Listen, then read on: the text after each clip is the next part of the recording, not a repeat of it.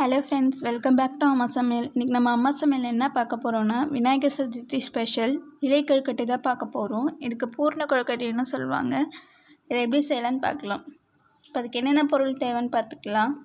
ஒரு பெரிய டம்ளரால் கொழுக்கட்டை மாவு இல்லைன்னா இடியப்பா மாவு எடுத்து வச்சுக்கோங்க. அடுத்தது ஒரு சின்ன கப்பில் கருப்பு எள் இல்லை வெள்ளை எள், எந்த கப்பால் எள் எடுக்கிறீங்களோ அதே கப்பால் 3/4 கப் அளவுக்கு வெள்ளை இது போல் சீவி எடுத்துக்கலாம். இப்போ நம்ம எப்படி பண்ணுறேன்னு பார்க்கலாம். கொழுக்கட்டையில் வைக்க பூர்ணம் ஃபஸ்ட்டு பண்ணிக்கலாம். அதுக்கு ஒரு அடுப்பை ஆன் பண்ணி வானல் வச்சுட்டு நம்ம எடுத்து வச்சுருக்க எள்ளு சேர்த்து இந்த போல் சிம்மில் வச்சு வறுத்துக்கோங்க ஒரு 5 மினிட்ஸ்.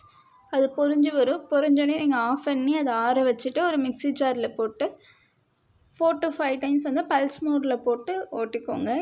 இதை போல் நைஸாக அரைஞ்சோடனே நம்ம எடுத்து வச்சுருக்க வெல்லத்தையும் சேர்த்து அது கூட 2 டைம்ஸ் பல்ஸ் மோட்லேயே ஓட்டி எடுத்து வச்சுக்கலாம். இப்போ நமக்கு பூர்ணம் ரெடி ஆகிடுச்சு. இப்போ நம்ம எப்படி கொழுக்கட்டை மாவு பண்ணலான்னு பார்த்துக்கலாம். அதுக்கு ஒரு அடுப்பை ஆன் பண்ணி ஒரு கிண்ணம் வச்சு அதில் 2 டம்ளர் தண்ணி ஊற்றிக்கோங்க. எந்த டம்ளரால் மாவு எடுத்தீங்களோ அதே 2 டம்ளரால் தண்ணி விட்டு கொதிக்க விட்டுக்கோங்க. தண்ணி நல்லா கொதிச்சோடனே 1/2 ஸ்பூன் உப்பும் 2 ஸ்பூன் நல்லெண்ணெய் சேர்த்துக்கோங்க.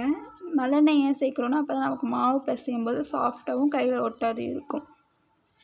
அது இப்போ ரெடியானோடனே ஒரு கிண்ணத்தில் நம்ம எடுத்து வச்சுருக்க மாவு சேர்த்துக்கலாம். மாவு சேர்த்து நம்ம எடுத்து வச்சுருக்க கொதிக்க விட்டுருக்க தண்ணியை கொஞ்சம் கொஞ்சமாக ஊற்றி நம்ம கிண்டி அது ஒரு மாவு சேர்கிற அளவுக்கு கிண்டி விட்டுக்கோங்க. நல்லா கிண்ணோடனே மூடி வச்சுக்கோங்க ஒரு 5 மினிட்ஸ்.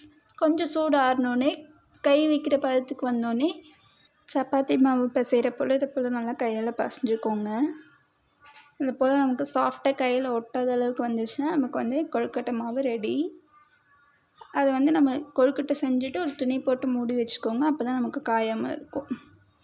இப்போ நம்ம கொழுக்கட்டை மாவும் பூர்ணமும் ரெடி ஆகிடுச்சு. இப்போ நம்ம எப்படி இலையில் தட்டி வேக வச்சு எடுக்கிறோன்னு பார்த்துக்கலாம். ஒரு வாழை இலை எடுத்து அதில் எண்ணெய் தடவிக்கோங்க. எண்ணெய் தடவிட்டு அது போல் ஒரு சின்னதாக உருண்டை எடுத்து இதை நம்ம நல்லா மெலிசாக தட்டிக்கலாம். ரொம்ப மெலிசாகவும் இருக்கக்கூடாது, மொத்தமாகவும் இருக்கக்கூடாது. இதை போல் திட்டமான அளவுக்கு தட்டி எடுத்துக்கோங்க. எடுத்துட்டு இப்போ அதில் ஒரு ஸ்பூன் நம்ம எள்ளு பூர்ணம் செஞ்சு வச்சுருந்தாலும் அது சேர்த்துக்கலாம். அது சேர்த்து இலையை அப்படியே நல்லா மடக்கி விட்டு ஓரத்தை நல்லா அமுக்கி விடுங்க. அப்போ தான் நமக்கு பூரணம் வெளில வராது. உங்கள்கிட்ட இதை போல் இலை இல்லைனாலும் பிளாஸ்டிக் கவரில் எண்ணெய் தடவி நீங்கள் அதில் யூஸ் பண்ணிக்கலாம். இலையோடு நீங்கள் வேக வச்சிங்கன்னா இலையோட வாசனை இதாகி வாழையில நல்லாயிருக்கும். அப்படி இல்லைன்னா நீங்கள் இதில் இட்லி துணி போட்டு நீங்கள் ஒன்று ஒன்றா எடுத்து வச்சுக்கலாம். இப்போ இட்லி குண்டான் வச்சு தண்ணி சுட வச்சு இப்போ நம்ம செஞ்சு வச்சுருக்கத வேக வச்சுக்கலாம் ஒரு 10 மினிட்ஸ். 10 நிமிஷம் கழிச்சு வேக வச்சு எடுத்துக்கோங்க. இதை போல் எடுத்துட்டு ரொம்ப டேஸ்டியான சாஃப்டான கொழுக்கட்டை இப்போ நமக்கு ரெடி ஆகிடுச்சு.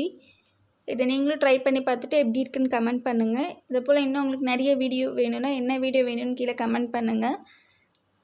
எங்கள் சேனலை மறக்காமல் சப்ஸ்கிரைப் பண்ணி பெல் ஐக்கானை ப்ரெஸ் பண்ணிவிடுங்க. Bye bye.